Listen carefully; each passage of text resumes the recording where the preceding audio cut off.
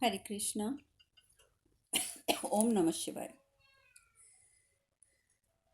कल हमने बात करी थी कि कार्तिकेय की वचन पूर्ति हेतु माता पार्वती अरुणासुर के राज्य में जाती हैं, उसे दर्शन देती हैं और अंततः उसकी माँ को जीवन प्रदान करती हैं। परंतु माता का जो उनको जीवन प्राप्त हुआ भी वो एक आत्मा के रूप में प्रत्यक्ष हुई, जिसे कि कर्णासुर छू भी नहीं सकता था। और जब वो चिल्लाने लगा, मेरे साथ धोखा हुआ है, धोखा हुआ है, धोखा हुआ है, माता पार्वती ने धोखा दिया है, ये सब बातें सुनकर अरुणासुर की माता क्रोधित हो जाती हैं। और तब वो उसे बताती हैं कि आज तक के जो अरुणासुर के कर्म थे, उनका कितना बड़ा दंड उसकी स्वयं की माता को भुगतना पड़ा। उसकी माता ये भी बताती हैं कि मैंने अपनी ज़िंदगी में यदि कोई इच्छा रखी तो रखी, मोक्ष प्राप्ति की, और मैंने कभी सोचा ही नहीं था कि मेरा खुद का पुत्र मेरे मोक्ष प्राप्ति में बाधा बन जाएगा। इसीलिए देखिए, कहा जाता है कि जब हमारे किसी प्रियजन की मृत्यु हो जाती है तो ठीक है, हमें दुख होता है, स्वाभाविक है। लेकिन उस दुख को इतना नहीं खींचना चाहिए, क्योंकि उस व्यक्ति की आत्मा भटकती रह जाती है, उसे मोक्ष की प्राप्ति नहीं हो पाती है। क्योंकि वो एक तरफ से मोक्ष की ओर अग्रसर होना चाहती है आत्मा, दूसरी ओर जब उसका प्रियजन रोते हुए बिलखते हुए उसे याद करता है हर समय। देखिए, याद करने में कोई बुराई नहीं है। आप अगर उसको अच्छे कर्मों से, उसके अच्छी अच्छी बातों को याद करते हैं और फिर साथ में ये भी कहते हैं कि परंतु मुझे खुशी है कि आज आप अपने डायमेंशन में, यानी अपने आयाम में आप बहुत प्रसन्न हैं, तो वो एक अलग बात है। लेकिन अगर आप इस प्रकार से याद करते हैं, नहीं वापस आ जाओ, वापस आ जाओ, वापस आ जाओ, तो ये चीज़ हमारी मृत आत्मा को, जो मृत शरीर होता है, आत्मा जो प्रस्थान कर चुकी है, उसे शांति नहीं मिलती है। क्योंकि इधर से वो आगे बढ़ना चाहती है, उधर से दूसरा व्यक्ति उसे नीचे वापस खींचने का प्रयास में लगा रहता है, और वो आत्मा जो है वो विक्षुब्ध सी रहती है। तो यही बात माता ने समझाई कि अरुणासुर, तुम मेरे सबसे बड़े बाधक रहे हो। और इसके बाद वो माता पार्वती से भी क्षमा मांगती है कि माता, अपने पुत्र के कुकृत्यों के लिए मैं आपसे हाथ जोड़कर क्षमा मांगती हूँ। मैं इसलिए क्षमा मांगती हूँ क्योंकि इसके द्वारा किया गया हर कार्य मेरी ही असफलता का प्रमाण है।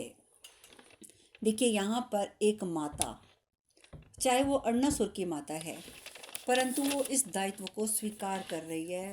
वो ये जानती है कि यदि एक पुत्र गलत कृत्य करता है तो कहीं ना कहीं ये उसकी माता की असफलता ही होती है कि वो उसका पालन पोषण ठीक से नहीं कर पाई। क्योंकि संस्कार देने का जो कार्य है वो सबसे अधिक करती है माता। और यदि एक बच्चा खराब होता है बड़ा होके, या उसके कृत्य खराब होते हैं, तो अधिकतर दोष माता का ही माना जाता है, क्योंकि संस्कार देने में कहीं ना कहीं माँ ही चूक जाती है। और जब माँ चूकती है तो बच्चा बिगड़ता ही बिगड़ता है, और ये असफलता माँ की होती है, ना कि उस बच्चे की।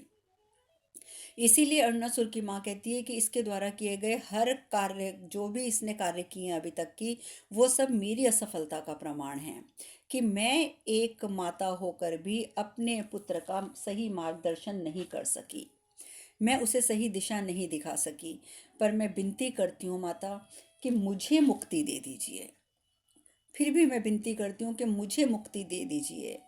अरुणासुर तो रोने ही लग जाता है, क्योंकि इतने वर्षों से उसने अपनी माता का मृत शरीर संभाल के रखा हुआ था कि अंततः उसे उसकी माता प्राप्त होगी। परंतु ये क्या, माता जीवित भी हुई, और जीवित होने के बाद भी वो प्रार्थना कर रही है माता पार्वती से कि माता मुझे मुक्ति दे दो। रोने लग जाता है, बहुत रोता है। लेकिन अरुणासुर की माता कहती है कि बरसों से मैं वैतरणी के तट पर अपनी मुक्ति की प्रतीक्षा कर रही हूँ, कब से मैं यहाँ खड़ी हूँ, और जब मैं पार करने का प्रयास करती हूँ मेरा ही पुत्र मुझे वापस खींचता है। परंतु अब मुझ पर कृपा करके मुझे मेरे लोक पहुँचा दीजिए माता, मुझे मेरे लोक पहुँचा दीजिए, मुझे मुक्ति दे दीजिए। माता पार्वती से जब वो इतनी विनती करती हैं तो माता पार्वती कहती हैं, अवश्य तुम्हें मुक्ति अवश्य मिलेगी, जाओ वैतरणी पार करो, तुम्हें तुम्हारा धाम प्राप्त होगा। और इस प्रकार से माता पार्वती ने अरुणासुर की माता को मुक्ति प्रदान करी। अरुणासुर तो चिल्ला पड़ता है, नहीं माँ, नहीं, नहीं माँ, नहीं, मत जाओ, मैंने बरसों से ये उम्मीद रखी है कि तुम मेरे पास वापस लौटोगी, और अब मैंने इतनी तपस्या करके जब तुम्हें पाया भी तो तुम वापस जा रही हो। नहीं माँ रुक जाओ, लेकिन माँ नहीं सुनती, माँ चली जाती है और वो माँ माँ माँ माँ चिल्लाता ही रह जाता है। भगवान विष्णु जो ऊपर से सब देख रहे हैं वो कहते हैं कि इसी पीड़ा से रक्षा हेतु महादेव ने उसे सचेत किया था, क्योंकि महादेव भी जानते थे कि यदि इसकी माँ को जीवित किया भी गया तो वो जाएगी तो पुनः, और तब अरुणासुर को ज़्यादा तकलीफ होगी और तब वो ज़्यादा क्रोधित होगा और ज़्यादा गलत कार्यों में लिप्त होगा। तो इसीलिए वो बोलता है, इसलिए महादेव ने उसको बोला था कि तुम अभी भी, मैं तुम्हें सचेत करता हूँ कि अपने इस विचार को त्याग कर दो। परंतु उसने महादेव की बात भी नहीं मानी थी, और इसीलिए भगवान विष्णु कहते हैं किंतु अरुणासुर ने उनका मार्गदर्शन अस्वीकार करके अपने लिए ही मुसीबत मोल ले ली है। अब ये उसकी निष्पक्षता, जो महादेव की निष्पक्षता है, ये उस बात को तो समझ ही नहीं पाया। महादेव अगर पक्षपाती होते तो उन्हें क्या आवश्यकता पड़ी थी को जाके अरुणासुर को समझाते।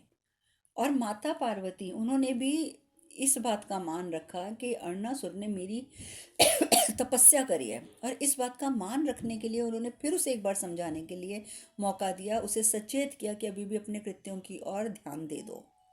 लेकिन महादेव और माता पार्वती के भी इस कामों का, इस प्रकार से समझाने का कोई भी जो था परिणाम सामने नहीं आया। अब महादेव ने तो अपनी निष्पक्षता का प्रमाण दे दिया, माता पार्वती ने भी दे दिया कि उन्होंने अरुणासुर जैसे दुष्ट को सुधारने का अवसर प्रदान किया, दोनों ने। लेकिन अरुणासुर ने किसी भी मार्ग को स्वीकार नहीं किया, अच्छे मार्ग को स्वीकार नहीं किया। नारद मुनि कहते हैं प्रभु परंतु अब क्या होगा?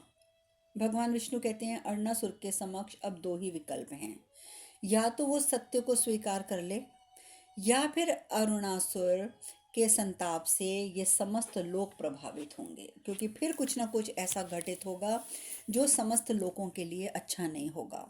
तो अब ये तो उसने चयन करना है कि वो सत्य को स्वीकार कर लेता है, नहीं तो फिर सृष्टि के ऊपर तबाही का एक बार फिर से हाल होगा, जो पहले कई बार हो चुका है इसी प्रकार के असुरों के दुष्कृत्यों के कारण। लेकिन अरुणासुर जो इस समय महाक्रोधित है, क्योंकि उसकी माता आई भी और चली भी गई, वो तो चिल्ला पड़ता है, आपने मेरे साथ छल किया, आपने मेरे साथ छल किया है। आपको पता था कि मेरी माँ और आपकी और महादेव की आराधना करती है, पर आपने कभी मुझे बताया क्यों नहीं? आपने मुझे ये कभी क्यों नहीं बताया कि मेरी माँ मुक्ति चाहती है? क्यों नहीं बताया?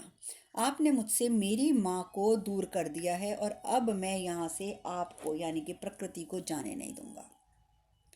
और इस प्रकार के जब शब्द अरुणासुर कहता है तो महादेव जहाँ पे साधना कर रहे थे वहीं उठ खड़े होते हैं। कार्तिकेय भी अपनी तलवार उठा लेते हैं, क्योंकि कार्तिकेय जी भी पहुंच चुके हैं।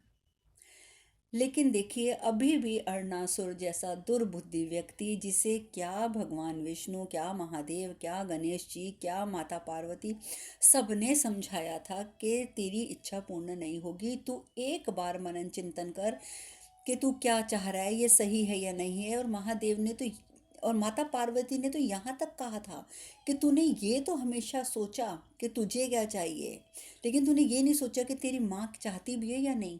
कम से कम एक बार ये जानने का प्रयत्न तो करता कि तेरी माँ क्या चाहती है।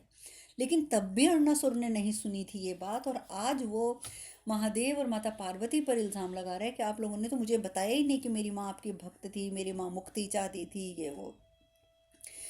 कार्तिकेय जी बहुत क्रोधित होते हैं। कार्तिकेय जी कहते हैं स्मरण रहे अरुणासुर, तुम्हारे वरदान के कारण तुम्हारी मृत्यु तो मेरे हाथों नहीं हो सकती। ये बात मैं जानता हूँ कि मैं तुम्हें मृत्यु नहीं दे सकता, किंतु मैं तुम्हें मृत्यु से भी हीनतम जीवन अवश्य दे सकता हूँ।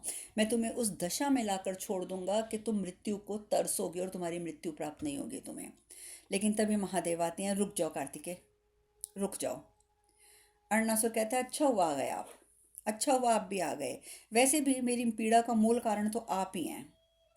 महादेव कोई जवाब नहीं देते, क्योंकि महादेव चाहते हैं कि पहले उसके मन में जो कुछ चल रहा है वो पहले अपने मन की बातें निकाल ले, क्योंकि महादेव जानते हैं कि अब अंत क्या होना है। इसलिए महादेव चुप रहे। अब उनकी चुप्पी भी उसको परेशानी देती है। क्या हुआ, मौन क्यों हो आप? मौन क्यों हो? आज ज्ञान नहीं बांटेंगे क्या आप? जिससे मूर्ख मनुष्य प्रभावित होते होंगे, मेरे जैसा मनुष्य नहीं। वो कायर होते हैं महादेव, जो आपकी वाणी को एकदम बहुत ही उच्च बातें समझकर और स्वीकार कर लेते हैं बिना सोचे समझे, परंतु मैं नहीं। लेकिन स्मरण रहे महादेव, आज यहाँ पर कोई उपस्थित नहीं है जो आपकी वाणी सुनेगा या जो आपके ज्ञान को समेटने के लिए यहाँ पर तत्पर बैठा होगा, क्योंकि जिस दिव्यता का आप ढोंग करते हैं वो समस्त संसार के समक्ष प्रत्यक्ष हो गई है। समस्त संसार ने आज देख लिया है कि आखिर आप कर क्या रहे हैं। एक और आपका पुत्र आता है, मुझे वरदान देके जाता है, फिर आपकी धर्म पत्नी आती हैं, वो मेरी माता को जीवित करती हैं और फिर मेरी माता को वो मुक्ति भी दे देती हैं उनके कहने पर। ये जो आपका पूरा परिवार मिलके मेरे साथ छल कर रहा है ना, ये समस्त संसार देख रहा है। देखिए, कहते हैं ना कि जब भी दुर्भाग्य मनुष्य पर छाता है तो पहले विवेक मर जाता है। सत्य है ये बात बिल्कुल, क्योंकि उसका विवेक भी पूरी तरीके से मर चुका है, पूरे तरीके से मर चुका है। वो अभी भी गलत बातें ही सोच रहा है, वो सही दिशा में नहीं मुड़ पा रहा।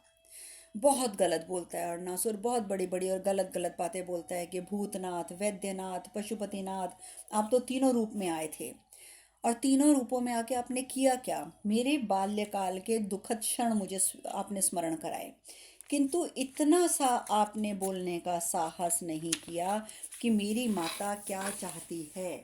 देखिए, फिर गलत बात बोल रहा है कि आपने नहीं कहा कि मेरी माँ को क्या चाहिए।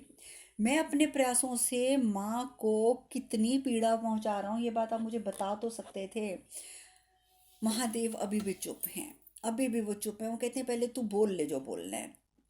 फिर कहता है कि आपको मेरे से हारने का तो खतरा होगा नहीं महादेव। कदाचित इसका कारण ये रहा होगा कि आपको ये खेल खेलने में आनंद आ रहा होगा। आप तो खेल खेल रहे थे ना मेरे साथ कि देखो माँ मुक्ति चाहती है, पुत्र माँ को मुक्ति प्राप्त नहीं करने दे रहा, अपनी ओर खींच रहा है।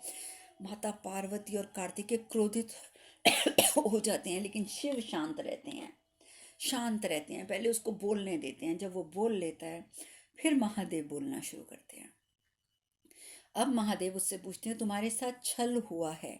वो छल हुआ है, मैं मानता हूँ हुआ है, लेकिन वो छल तुम्हारे साथ किसी ने नहीं किया, तुम्हारी स्वयं की इच्छाओं ने किया है, तुम्हारे हठ ने किया है, तुम्हारी अपनी सोच ने किया है, और किसी ने नहीं किया है। मैंने तो तुम्हें अरुणासुर, स्मरण करो, तुम्हें सचेत किया था कि तुम सोच रहे हो कि तुम्हारी माँ को तुम प्राप्त करना चाहते हो, माँ को प्राप्त करना चाहते हो। स्मरण करो, मैंने तुम्हें कहा था कभी ये सोचने का प्रयास करो कि तुम्हारी माँ क्या चाहती है। कहीं तुम अपनी माँ को अपने पिता से भी अधिक पीड़ा तो नहीं पहुंचा रहे। स्मरण करो, मैंने ये बातें तुम्हें कही थी या नहीं कही थी। महादेव कहते हैं कि ये रहस्य नहीं है कि प्रत्येक आत्मा मुक्ति चाहती है, मुक्ति की इच्छुक होती है, तो ये मैं तुम्हें क्या बताता। मैंने तुम्हें फिर भी अप्रत्यक्ष रूप से बहुत कुछ समझाया, बहुत कुछ तुम्हें सचेत किया कि अपनी माता के बारे में सोचो, कहीं तुम उसे पीड़ा तो नहीं दे रहे, बात सोचो। लेकिन ये बात तो अरुणासुर एक मूर्ख भी जानता है कि प्रत्येक आत्मा अगर किसी चीज़ की इच्छुक होती है तो वो धरती पे अपने वापस आने की इच्छुक नहीं होती, वो मुक्ति की इच्छुक होती है।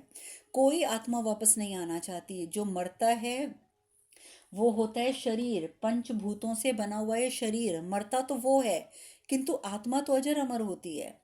और जिसकी यात्रा तभी पूर्ण होती है जब उसे मुक्ति की प्राप्ति होती है।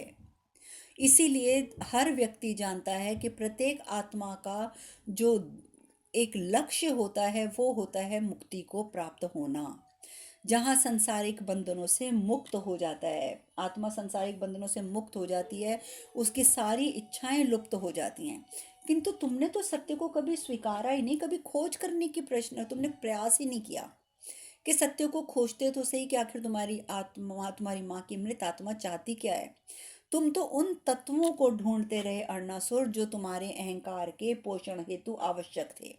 जैसे कि तुम्हारी माँ सिर्फ तुम्हारे अहंकार के पोषण हेतु तुम्हें चाहिए थी कि देखो माँ, देखो माँ, तुम तो उसे जीवित करके बताना चाहते थे, प्रदर्शित करना चाहते थे। तुमने तो एक आदर्श पुत्र का उत्तरदायित्व निभा दिया। सिर्फ तुम्हारी ये इच्छा थी कि तुम दुनिया के सामने और अपनी माँ के सामने ये प्रदर्शित करना चाहते थे कि तुम एक आदर्श पुत्र हो और तुमने अपना उत्तरदायित्व निभाया है। किंतु सत्य तो यही है अरुणासुर कि ना कोई तुम्हारा है, ना तुम किसी के हो। जो कुछ है ये वो सब कुछ परमात्मा का है, और जो नहीं है वो भी परमात्मा का ही है। इस शरीर में तुम सत्य से अनभिज्ञ हो अरुणासुर। सत्य से पूर्ण रूपेण अनभिज्ञ हो, किंतु इस शरीर से पूर्व तुम्हें सत्य का बोध था और इस शरीर के पश्चात भी तुम्हें बोध रहेगा कि आखिर तुम चाहते क्या हो। परंतु जब तक तुम इस शरीर के अंदर हो, ये शरीर से जुड़े हुए हो, तुम आत्मा के रूप में इस शरीर में जब तक विद्यमान हो, तुम्हें सत्य का बोध नहीं हो पाएगा, क्योंकि तुम में उतनी बुद्धि ही नहीं है। प्रश्न ये है अरुणासुर कि क्या तुम इस सत्य को अभी स्वीकार करना चाहते हो? अब सिर्फ प्रश्न ये है कि क्या अभी भी समय है, तुम इसे स्वीकार करना चाहते हो? यदि करते हो तो मार्ग स्वयं प्रदर्शित हो जाएगा, स्वयं प्रदर्शित होगा। जीवन पुनः आरंभ नहीं हो सकता अरुणासुर। जितना जीवन तुम बिता चुके हो, गलत काम कर करके, गलत कृत्य कर करके, वो जीवन तुम्हारा बीत चुका है। परंतु यदि तुम चाहो तो जीवन का एक नया अध्याय आरंभ कर सकते हो, एक नया मार्ग ढूंढकर एक नया अध्याय आरंभ कर सकते हो। अब ये चयन तुमने करना है अरुणासुर, कि तुमने सत्य को स्वीकारना है या नहीं, या नहीं, या नहीं। अब अंतिम अवसर दिया था, अंतिम अवसर महादेव ने अरुणासुर को समझने का, उसे समझाने का। अरुणासुर कहता है, आप मुझे एक और अवसर दे रहे हैं, ऐसा क्यों कर रहे हैं? ऐसा क्यों कर रहे हैं महादेव? मैं तो बहुत दुष्ट प्रकृति का व्यक्ति हूँ, तो आप मुझे ऐसे एक अवसर और क्यों दे रहे हैं? महादेव कहते हैं, क्योंकि मैं तुम्हारी पीड़ा समझता हूँ अरुणासुर, मैं तुम्हारी पीड़ा समझता हूँ, इसीलिए तुम्हें एक अवसर और प्रदान कर रहा हूँ कि अभी भी सत्य स्वीकार कर लो। लेकिन अरुणासुर कहते हैं, नहीं महादेव, नहीं। यदि आप मेरी पीड़ा पीड़ा को समझते तो मुझे इस पीड़ा का सामना ही नहीं करने देते। किंतु आज आप कैसे समझ सकते हैं? आप तो स्वयं माँ के वात्सल्य से अनभिज्ञ रहे हैं। आप तो अजन्मे हैं महादेव, अजन्मे। जब आपने माँ देखी ही नहीं, आपको माँ का वात्सल्य मिला ही नहीं, तो आप क्या जानो माँ क्या होती है। माता पार्वती क्रोधित होकर चिल्ला पड़ती हैं, अरुणासुर, तुम मर्यादा का उल्लंघन कर चुके हो। अरुणासुर कहता है, मर्यादा? नहीं नहीं माता पार्वती, आपसे भूल हुई है, आपसे भूल हुई है। ये महादेव, जिन्हें ना सम्मान का मोह है ना अपमान का भय है, ये किसी भी बात से प्रभावित ही नहीं हो सकते। तो मैं अपनी माँ के प्रति अनासक्त हो जाऊं, तो यही समझा रहे हैं ना आप लोग मुझे मिलकर, या आप लोग भूल कर रहे हैं? लेकिन यहाँ पर आप भी भूल कर रही हैं। किंतु आप इतना मुझे बताइए कि महादेव, आपसे मैं प्रश्न करता हूँ महादेव, कि आपकी पहली पत्नी सती, जब उसकी मृत्यु हुई थी, जब उसने आत्मदाह किया था, तो आप उसके मृत्यु शरीर को लेकर कैसे भटकते रहे थे? कहाँ कहाँ भटकते रहे थे? स्मरण नहीं है आपको? स्मरण नहीं है आपको कि आप उसके मृत्यु शरीर को लेकर कहाँ कहाँ भटके थे? मैंने अपनी साधना से आपकी अर्धांगिनी का आवाहन किया है, और अब मैं उन्हें अपने राज्य से जाने नहीं दूंगा, ये मेरा निश्चय है। अब मैं आपकी अर्धांगिनी को यहाँ से मुक्त नहीं करूंगा। मैं माँ की विरह में तड़प रहा हूँ, अब आप अपनी पत्नी की विरह में तड़पेंगे, पत्नी की विरह में। लेकिन इतनी सब बातें जो कुछ हुई, जैसे माता पार्वती का आना, उसकी माता को जीवित करना, फिर माता से जो बातें हुई, और फिर महादेव ने जो कुछ समझाया, ये सब बातें आप जानते ही हैं कि मैं आपको बता चुकी हूँ कि अरुणासुर का मंत्री और सेनापति हर क्षण उसके साथ रहते हैं। ये सब घटनाएं उनके सामने घटी थी, वो लोग प्रत्यक्ष रूप से उन्होंने ये सारी घटनाओं को देखा था। मंत्री बोल पड़ा, राजन अब और पाप मत कीजिए, राजन अब और पाप मत कीजिए। उसका जो सेनापति होता है वो भी समझाता है कि हम तब से महादेव और माता पार्वती की बातें सुन रहे हैं, उन्होंने आपको समझाने का प्रयास करा है, हम तो समझ गए राजन, अब मैं भी आपको कहता हूँ कि अब और पाप मत कीजिए। लेकिन ये क्या? अरुणासुर तो इस समय इतना क्रोधित होता है कि एक झटके में जो हाथ में अपना अस्त्र लिए खड़ा होता है, उस शस्त्र को वो उन दोनों दोनों इकट्ठे खड़े होते हैं, मंत्री और सेनापति, दोनों की गर्दन पे चला देता है। दोनों बेचारों की गर्दन कट जाती है, तड़पते हुए वो जमीन पे गिर जाते हैं। और इसके बाद वो महादेव पे भी वार करने का प्रयास करता है। मूर्ख सोचता है कि वो महादेव पर प्रहार कर देगा। महादेव ने अपना त्रिशूल आगे कर दिया, त्रिशूल से सिर्फ ऊर्जा मात्रा निकलने से ही वो इतनी दूर जाकर गिरा जिसकी कोई हद नहीं है। नंदी और गणेश जी वो भी चल पड़ते हैं। जैसे ही महादेव को क्रोध आता है ये सब देखकर, तो आप जानते हैं कि बादल बिजली कड़कने लगती है। नंदी और गणेश जी समझ जाते हैं कि महादेव को क्रोध आ गया, यानी कि अब अरुणासुर का अंत निकट है, चलो हम भी चलते हैं। और गणेश जी और नंदी जी भी वहाँ के लिए निकल पड़ते हैं। लेकिन ये क्या, ये मूर्ख जो इतनी दूर छटक के जाके गिरा था, वो फिर उठा और उठ के उसने फिर से महादेव पे प्रहार करने का प्रयास किया। अब उसके उसके प्रहार से पूर्व ही महादेव ने अपना त्रिशूल आगे कर दिया और उसी के प्रहार उसी के ऊपर उल्टे पड़ने लगे। अरुणासुर कहता है आप कुछ भी कर लें, कुछ भी कर लें महादेव, आप मेरा वध तो कर नहीं सकते, आप मेरा वध नहीं कर सकते हैं। तो महादेव कहते हैं तुम अपनी मृत्यु को निमंत्रण दे रहे हो अरुणासुर, मैं बहुत देर से तुम्हें समझा रहा हूँ। अरुणासुर कहता है, अब इस समय वही ना, उसकी बुद्धि तो खत्म हो चुकी है, कहता है प्रतीत होता है सर्वज्ञ महादेव को ब्रह्मदेव का वरदान स्मरण नहीं है।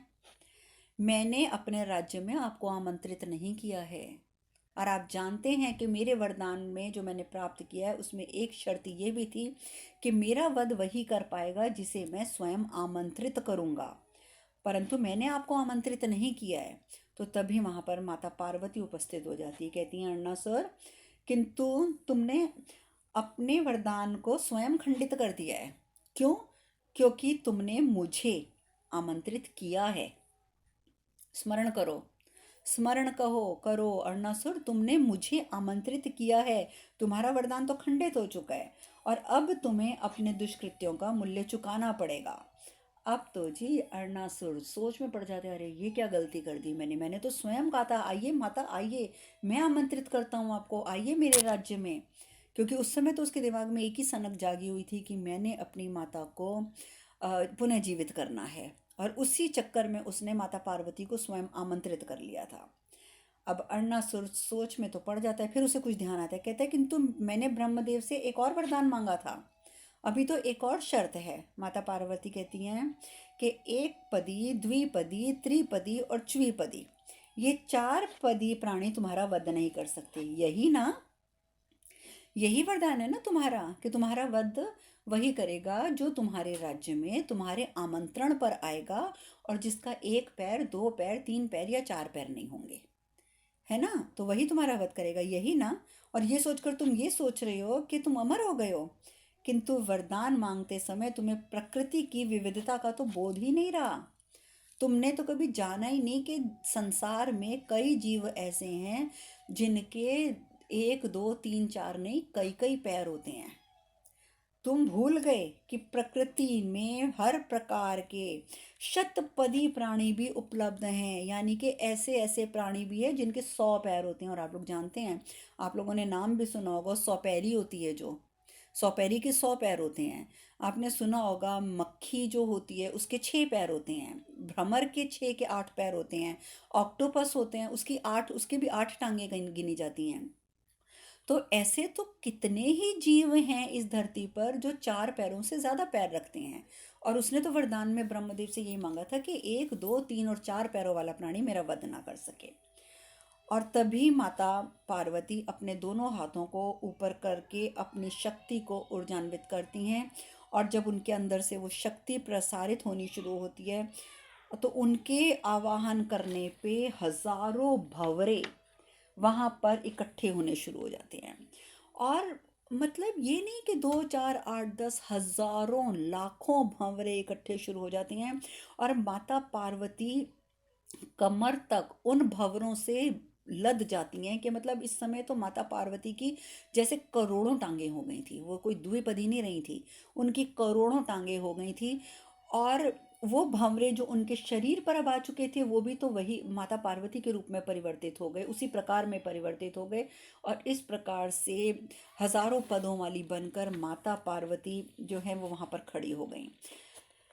अब भगवान विष्णु कहते हैं देखो लक्ष्मी देवी, देवी पार्वती का स्वरूप अपने आप के वरदान से सीमित नहीं है। ब्रह्मदेव, वो ब्रह्मदेव को भी कहते हैं कि देखो ये जो इस समय देवी पार्वती ने अपना स्वरूप धारण किया है वो आपके वरदान में सीमित नहीं है, एक दो तीन या चार नहीं, शतपति बनी है आदिशक्ति, शतपदी, यानी कि सहस्त्रों पद थे इस समय माता पार्वती के, और उनका ये स्वरूप शीघ्र ही भ्रमर में परिवर्तित हो जाएगा। अब तो क्या, देवी पार्वती के हाथ, उनके चेहरे, हर तरफ भंवर ही भंवर होती हैं, वो एक किस्म से भंवरों से भर जाती हैं, क्रोधित हो जाती हैं। और भगवान विष्णु कहते हैं कि उनका ये स्वरूप, जो स्वरूप आज देवी पार्वती ने धारण किया है, ये स्वरूप आने वाले समय में चिरकाल तक भ्रमरी देवी के नाम से जाना जाएगा। और कई क्षेत्रों में आज भी भ्रमरी देवी की पूजा की जाती है। अब माता के चारों हाथों में शस्त्र हैं, हाथ सारे भंवरों से भरे हुए हैं, और एकदम उनकी चारों और हजारों करोड़ों भंवरे हैं। अर्णासुर के सैनिक आते हैं जैसे ही, तो सैनिकों के ऊपर वो भंवरे ही आक्रमण कर देते हैं, और असंख्य भ्रमरों के आक्रमण से सारे के सारे सैनिक मृत्यु को प्राप्त हो जाते हैं। महादेव कहते हैं, अर्णासुर, आजीवन तुम प्रत्यक्ष को ही सत्य मानते रहे, तुमने कभी भी प्रत्यक्ष से परे जाने के बारे में तो सोचा ही नहीं। तुम्हें लगता था कि जो कुछ तुम्हें इस समय नजर आ रहा है बस वही सत्य है, पर परोक्ष जो भी था उसको तुमने सदैव महत्वहीन समझा। सदैव तुम्हारे पास यही अवसर है भूल सुधारने का, क्योंकि अब इस युद्ध में तुम्हारे लिए कोई सुरक्षा कवच शेष नहीं है, क्योंकि देवी पार्वती को तुमने स्वयं आमंत्रित किया है और अब वो तो शतपदी बन चुकी हैं, तो तुम्हारा वध तो अब होगा। यदि तुम इस सत्य को अभी भी स्वीकार कर लेते हो, तुम अब जीवित तो फिर भी नहीं बचोगे। अब मैं तुम्हें ये झूठा दिलासा नहीं दूंगा कि तुम अगर अभी सत्य को स्वीकार कर लोगे तो तुम्हें जीवन दान मिल जाएगा।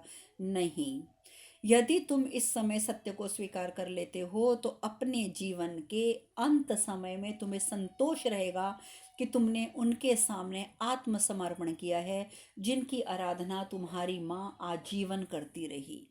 तुम्हें कम से कम इतना संतोष तो रहेगा मरते समय कि तुमने अपनी माँ के आराध्य के समक्ष आत्मसमर्पण कर दिया। लेकिन अर्णासुर कहता है, जिनकी आराधना माँ ने की उन्होंने ही मुझसे छल किया है। वो अभी भी उसी बात पे अटका रहता है कि उन्होंने, आप लोगों ने मुझसे छल किया है।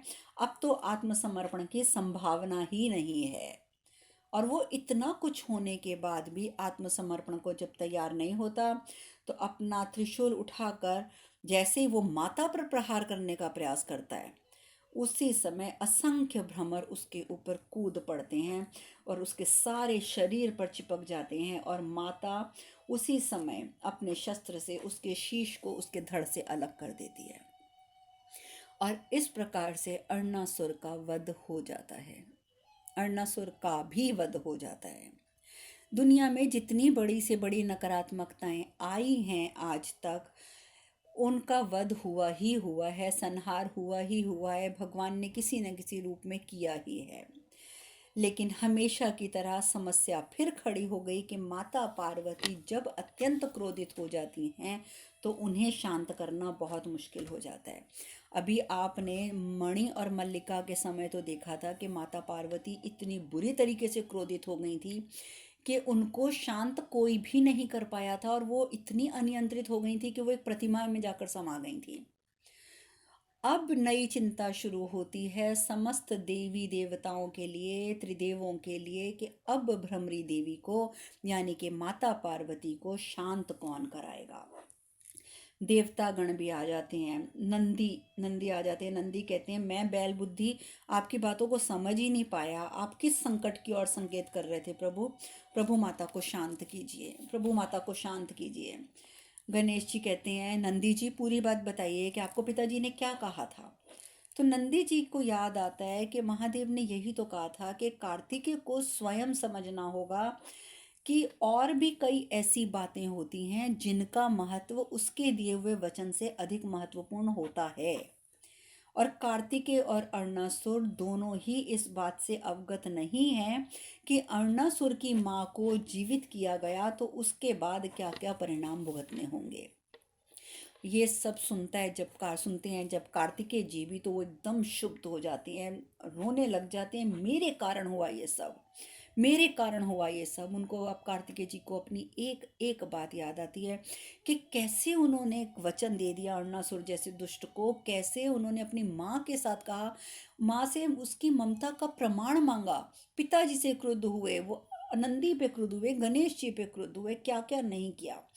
अब इतना कुछ उन्हें स्मरण जब होता है तो वो रोते रहते हैं, मुझे क्षमा कर दीजिए। माँ भ्रमरी देवी के पास चरणों में जाके बैठ जाते हैं, मुझे क्षमा कर दीजिए। जिसकी गोद में सर रखकर मैंने अनेकों बार शांति प्राप्त की है, आज मैं उसी की अशांति का कारण बन गया हूँ। क्योंकि ये बात का बोध तो कार्तिकेय जी को भी है कि अब माता को, कार्तिकेय जी की माता को, यानी कि माता पार्वती को शांत कराना बहुत मुश्किल है। जब जब उन्होंने माँ काली का रूप धारण किया, तब तक उन्हें शांत कराने के लिए महादेव ने क्या क्या रूप धरे, क्या क्या प्रयास किए, और कई बार महादेव असफल भी हुए। और इस बार तो जो माता पार्वती ने भ्रमरी रूप धारण किया है, वो तो भ्रमरों से जो भ्रमरी रूप बना है वो तो बना ही नकारात्मकता को हटाने के लिए है। मतलब स्पष्ट रूप से एक अरुणासुर की नकारात्मकता जो चारों ओर फैल रही थी उससे खत्म करने के लिए रूप धारण किया था। तो अब तो माता पार्वती को शांत करना बहुत मुश्किल था। बहुत रोते हैं कार्तिकेय जी कि ये मेरे ही हठ और अहंकार और शंका और भ्रम का परिणाम है। मैंने ही मातृत्व पर प्रश्न उठाकर घोर पाप किया है माता। मैं आपसे विनती करने का अधिकार तो खो चुका हूँ। अब मेरे पास ये अधिकार तो है नहीं कि माता मुझे, मैं विनती करता हूँ कि मुझे क्षमा कर दो, भिक्षा मांग सकता हूँ माता। मैं भिक्षा मांगता हूँ, आपको समर्पण करता हूँ स्वयं को कि माता शांत हो जाइए, शांत हो जाइए। अब माता शांत होंगी या नहीं होंगी ये चर्चा अब हम कल करेंगे। आज कथा में यहीं विश्राम लेंगे। हरे कृष्ण कृष्ण कृष्ण हरे हरे, हरे राम राम राम हरे हरे। आप सब खुश रहें, सुखी रहें, स्वस्थ रहें। हरे कृष्णा। ओम नमः शिवाय। ओम नमः शिवाय। ओम नमः शिवाय। ओम नमः शिवाय। ओम